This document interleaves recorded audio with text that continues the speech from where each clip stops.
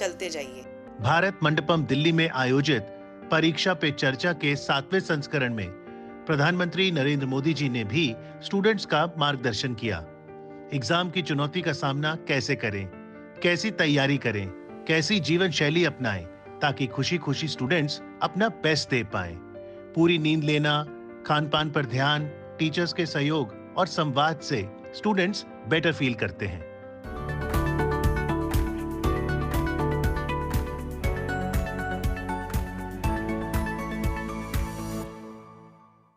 तो विद्यार्थी परीक्षाओं को उमंग और उत्साह के साथ कैसे दें, इस विषय पर बातचीत के लिए डीडी मॉर्निंग शो में अब हमारे साथ हैं डॉक्टर सलोनी गुप्ता, प्रिंसिपल भारती कॉलेज दिल्ली विश्वविद्यालय। नमस्ते मैडम। नमस्ते। प्रोफेसर सलोनी, सबसे पहले तो यही जानना चाहेंगे कि 80 के दशक में जब आपने स्कूल और कॉलेज के एग्जाम्स दिए और आज जब हम 2024 में बैठे हैं, एग्जामिनेशन स्ट्रेस क्या तब भी होता था, क्या अंतर आया है? देखिए, जब 80 के दशक में हम लोग एग्ज़ाम दिया करते थे तो एग्ज़ाम को जो है एक बेसिकली एकेडमिक असेसमेंट है। तो असेसमेंट का डर हर किसी को होता है जब भी उसको असेस किया जाता है। कितना भी ब्राइट स्टूडेंट हो, कितना भी ब्राइट स्टूडेंट हो, उसको ये डर तो हमेशा रहेगा कि उसको अब असेस किया जाएगा। तो लेकिन उस समय हमारा डर जो है सिर्फ इतना रहा करता था कि हम परीक्षा में किस तरह का परफॉर्म करेंगे, अच्छे से अच्छे नंबर लाने हैं, क्लास में टॉप करना है या फर्स्ट आना है। लेकिन आजकल के अगर संदर्भ में देखें तो स्टूडेंट्स के पास बहुत सारे इश्यूज़ हैं। उनके पास बाकी स्टूडेंट्स क्या कर रहे हैं, किस तरह की मौज मस्ती कर रहे हैं, ये भी वो उनको स्ट्रेस है कि उनके बराबर चलना है, उनकी तरह के कपड़े पहनने हैं। अगर बहुत सारी वाइसेस हैं, उन पे बहुत प्रेशर है कि और उनके पीयर ग्रुप्स में बच्चे क्या कर रहे हैं, उसी के साथ उनको वो उसके साथ भी तालमेल रखना है, साथ ही में एग्ज़ाम्स भी देना है। तो इसी तरह उनके पास टाइम तो वही है, उसी टाइम में उनको मौज मस्ती भी करनी है। उस मौज मस्ती में बहुत सारे एक बड़ा जो चेंज आया हुआ है रिलेशनशिप स्ट्रेस। बॉयज़ और गर्ल्स दोनों में अगर आप देखेंगे तो बॉयज़ को भी ये रहता है कि ये भी एक विषय है कि आपके पास गर्लफ्रेंड है कि नहीं है। तो वो भी एक, और गर्ल्स में भी ये इशू है। तो जिनके पास अगर वो इस तरह की रिलेशनशिप नहीं है तो ये भी एक वो स्ट्रेस है, उनका कारण है। तो उससे उनका जो एग्ज़ाम का स्ट्रेस है वो मल्टीप्लाई हो जाता है। जी, तो कई स्टूडेंट्स आपके पास आते होंगे कि उनको एग्ज़ाम को लेकर स्ट्रेस हो रहा है, वो कहते हैं ना एग्ज़ाम ब्लूज़, वो फील कर रहे हैं। तो ऐसे में क्या सजेशन आप देती हैं और सबसे मेन इशू क्या नज़र आता है आपको उनके साथ? देखिए, अगर किसी भी विद्यार्थी का टाइम मैनेजमेंट अच्छा है, उसने शुरू से ही तैयारी की है, क्लासेस प्रॉपरली अटेंड की है, तो वो लास्ट में पैनिक नहीं करता। लेकिन ये जनरली प्रॉब्लम्स आती है कि बच्चे पहले, अगर मैं कॉलेज की बात करूं तो कॉलेज में क्लासेस को बंक करते हैं और उन्होंने पूरा साल तैयारी नहीं की और लास्ट में आके उनको स्ट्रेस आता है कि अब इतना सारा कोर्स कैसे किया जाएगा। तो उसके लिए भी ठीक है अगर वो उन्होंने नहीं भी की है। वैसे तो अगर हम ये हमेशा बच्चों को एडवाइस करते हैं कि आप धीरे धीरे साथ साथ तैयारी करते रहिए, और इसके लिए समय समय पर हम टेस्ट भी लेते रहते हैं, यूनिट वाइज टेस्ट होते हैं। तो यूनिट वाइज टेस्ट होने से बच्चे की टाइम टू टाइम तैयारी होती रहती है। फिर भी लेकिन बच्चे को पूरा सिलेबस एक बार करने का स्ट्रेस आता है जी। तो उसके लिए भी उनका अगर लाइफ मैनेजमेंट अच्छा है, टाइम मैनेजमेंट अच्छा है, अपने वो कोर्स को डिवाइड करके, पेपर्स को डिवाइड करके, लाइफ उनकी सॉर्टेड है। लाइफ सॉर्टेड है मतलब कि उनका लाइफस्टाइल अच्छा है, कि उनके स्लीपिंग आवर्स प्रॉपर हैं, खाने का जो स्टाइल है वो उसमें हेल्दी फूड है। क्योंकि आजकल जो है ये सारे इश्यूज, फिजिकल और मेंटल इश्यूज सारे आपस में इंटर रिलेटेड हैं। बिल्कुल। तो अगर आपकी फिजिकल हेल्थ अच्छी है तो मेंटल हेल्थ भी अच्छी होगी, आप स्ट्रांगली इस चैलेंज को भी हैंडल कर सकते हैं। जी, तो जैसा डॉक्टर भारती ने कहा कि बहुत ज़रूरी है कि हम अपनी जीवन शैली को ठीक रखें। पर अगर हम बात करें कि आपको कौन सा सब्जेक्ट ज़्यादा पसंद है, भावना, अगर मैं आपसे पूछूं कि जब आप स्कूल में थी आपका फेवरेट विषय कौन सा था? इंग्लिश। और कौन सा विषय आपको बिल्कुल पसंद नहीं था? मैथ्स। तो मैम, ये जो स्ट्रेस है, ये एग्जाम का स्ट्रेस होता है या कोई एक पर्टिकुलर सब्जेक्ट का स्ट्रेस होता है? देखिए, दोनों तरह के स्ट्रेस होते हैं। एग्जाम में हमें स्ट्रेस क्यों आता है? एग्जाम में स्ट्रेस होता है कि हमें पता नहीं है, एम्बिग्यूटी है कि एग्जाम में क्या आएगा। तो ये जो स्ट्रेस है ना कि डेट शीट नहीं पता, एग्जाम कब होगा, किस एग्जाम में कितना टाइम मिलेगा, तो और एग्जाम क्वेश्चन पेपर क्या आएगा।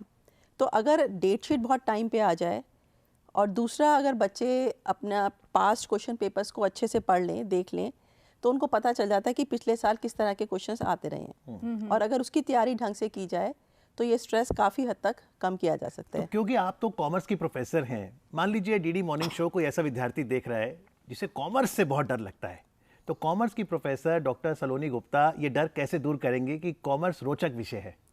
देखिए, कॉमर्स तो हमारी लाइफ से ऐसे जुड़ा हुआ है जैसे कि आपके शरीर में जैसे ब्लड होता है, तो कॉमर्स क्या है? कॉमर्स है कि मनी मैनेजमेंट है, बेसिकली बिजनेस मैनेजमेंट है।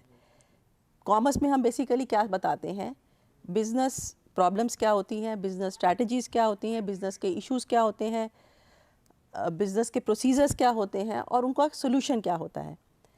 तो अब आज अगर आप घर से चले होंगे, घर से चलने तक, यहाँ आने तक आपने कुछ ना कुछ खरीदा होगा, बेचा होगा, आपने टैक्सी हायर की होगी या गाड़ी से आए हैं तो पेट्रोल डलवाया होगा अपनी गाड़ी में, तो ये सब कॉमर्स है। तो कॉमर्स आपके विषय जीवन से ऐसा जुड़ा हुआ है कि अगर आप चाहें तो अगर अपने जीवन से ही सीखना चाहें, सुबह से शाम तक देखना चाहें, तो हर विषय से आप सीख सकते हैं।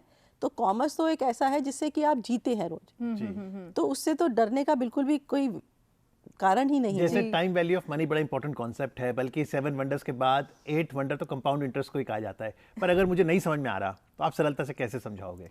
देखिए, मैं उसको एक बहुत सरल सा एग्जाम बताती हूँ। एक बहुत ही गोल्डन रूल है उसका, जैसे आपने कहा कि कंपाउंड इंटरेस्ट का एक बहुत ही सुंदर सा रूल है, 72, रूल ऑफ 72। रूल ऑफ 72 जो है ये सेबी ने भी एक्सेप्ट किया है। अच्छा। एक ऐसा रूल है कि आपको पता करना है कि आपका पैसा कितने साल में डबल हो जाएगा, तो आपको रिटर्न पता है कितनी उस पर आ रही है। तो अगर आपकी रिटर्न 8% है तो 72 को अगर आप 8 से डिवाइड करेंगे तो कितना आया? 72 को 8 से, 8 9s are 72, तो आपका यानी कि 9 years, 9 ईयर्स, तो आपका 9 जा, yes, तो 9 ईयर्स में यानी कि पैसा आपका डबल हो डबल हो जाएगा। जाएगा। ओके। तो आप 72 एक ऐसी मैजिकल फिगर है जिससे आप इन्फ्लेशन को जज कर सकते हैं, जीडीपी को देख सकते हैं। जैसा आपने बताया कंपाउंड में, अब आपको उल्टा सवाल ये है कि आपको साल पता है अच्छा। कि आपको कितने साल में अपना पैसा डबल करना चाहते हैं। 8 साल में अगर आपने, जैसे आपका आंसर था कि 9 साल में आपको अपना पैसा डबल हो रहा है, तो आप 9 से डिवाइड कर दीजिए 72 को। अच्छा, तो यानी कि आपको मिनिमम 8% रिटर्न कमानी है। तो आपको अपना पैसा ऐसी जगह पे लगाना है कि जहाँ पे मिनिमम रिटर्न 8% हो, तो अपने आप 9 ईयर में हो जाएगा। तो बिल्कुल। बात तो जीडीपी पे भी अप्लाई होता है कि अगर हमारा जीडीपी ग्रोथ रेट की आजकल बहुत चर्चा हो रही है, जी। अगर 6% जीडीपी रेट है, जी, तो आज के जीडीपी को जो 72 को आप 6 से डिवाइड कर दिया आपने, तो ये आ गए आपके 12 साल। जी। तो 12 साल में आपकी जीडीपी डबल हो जाएगी। जी, बिल्कुल। तो डॉक्टर साहब, जैसे आप समझा रहे हो, ये एक इंटरेस्ट तो धीरे धीरे बनेगा क्योंकि बहुत बड़ा विषय है, लेकिन एक सवाल चलते चलते हम जरूर पूछेंगे, एग्जाम में हम आदर्शों का भी पालन करें, चीटिंग बिल्कुल ना करें, तो हम में से अगर कोई फर्रे बनाता है या कोई स्मार्ट वॉच लेके आ गया, क्या हिदायत देंगे आप? देखिए, पहले तो अगर आपने अच्छे से तैयारी की है तो आपको इन सब चीज़ों की ज़रूरत नहीं पड़ेगी। और मेरी ये हिदायत ये है कि आप देखिए, आप चीटिंग किस लिए कर रहे हैं? चीटिंग इसलिए कर रहे हैं कुछ मार्क्स एक्स्ट्रा आ जाएं, जी, और आपकी जो आपको लोग जज करते हैं मार्क्स के बेसिस पे, आपको अच्छे से वो आपको अच्छा माने। लेकिन जब आप चीटिंग करते हैं तो पहली बात तो आप खुद अपने आप को जज करते हैं, तो आप अपनी नज़रों में गिर जाते हैं कि आप एक गलत काम कर रहे हैं। बिल्कुल। दूसरा, आपके जो आगे पीछे बैठने वाले दोस्त हैं वो सब भी जानते हैं कि आपने ये चीटिंग करके की है। तो अगर आपने चीटिंग करके मार्क्स लिए हैं तो आप उनकी नज़रों में भी आप बड़े नहीं बनेंगे। और चीटिंग करके जितना टाइम आपने वो फर्रे बनाने में लगाया है, और अभी हमारे मोदी जी ने भी बताया है कि अगर आप लिख के प्रैक्टिस करते हैं तो आपकी तैयारी अच्छी हो जाती है। तो जितना टाइम आपने फर्रे बनाने में लगाया है, अगर वो आप लिख के तैयारी कर लेते तो वो क्वेश्चन तो आपका वैसे ही तैयार हो जाता। लेकिन रही बात स्मार्ट वॉच की और मोबाइल की, तो आजकल बच्चे स्मार्ट हो गए हैं। हम एग्जाम्स में स्मार्ट वॉच और मोबाइल्स बिल्कुल भी अलाउ नहीं करते, उनको बाहर रखवा दिया जाता है। अच्छा मैम, एग्जाम के टाइम पर भी टाइम मैनेजमेंट बेहद ज़रूरी हो जाता है, क्योंकि उस दौरान तो आपको एक एक पल कीमती होता है, तो वो कैसे मैनेज करें? वो बहुतों को पता ही नहीं होता कैसे टाइम मैनेज करें जब एग्जाम अटेम्प्ट कर रहे हैं। नहीं, एग्ज़ाम में आपका जितने घंटे का पेपर है, आप उसमें 5 या 10 मिनट शुरू के रखिए पेपर को पढ़ने के लिए, समझने के लिए। वो आपका टाइम का ख़राब नहीं है। 10 मिनट आप ज़रूर रखिए कि पेपर को अच्छे से पढ़िए, समझिए। एक बार नहीं, 2 बार पढ़िए, पूरा क्वेश्चन पेपर पढ़िए, अच्छे से क्वेश्चंस को आइडेंटिफाई करिए कि जो आपको अच्छे से आते हैं, क्योंकि क्वेश्चंस में चॉइसेस भी होती हैं। तो आप अपनी चॉइसेस को एक्सरसाइज करने के लिए पहले क्वेश्चन पेपर को 10 मिनट पढ़ने में लगाइए कि किस क्वेश्चन को आपने अटेम्प्ट करना है, और उसके बारे में उस क्वेश्चन में क्या आंसर लिखने वाले हैं उस आंसर को भी पूरा विजुलाइज कर लीजिए आप उस 10 मिनट में।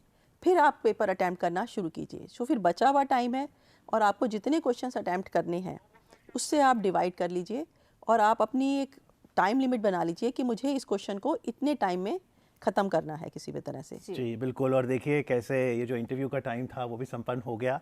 और टाइम मैनेजमेंट बहुत ज़रूरी है, लाइफस्टाइल मैनेजमेंट बहुत ज़रूरी है। और आज कार्यक्रम में आके ये टिप्स साझा करने के लिए सलोनी मैम आपका बहुत बहुत आभार। Thank you very much. Thank you.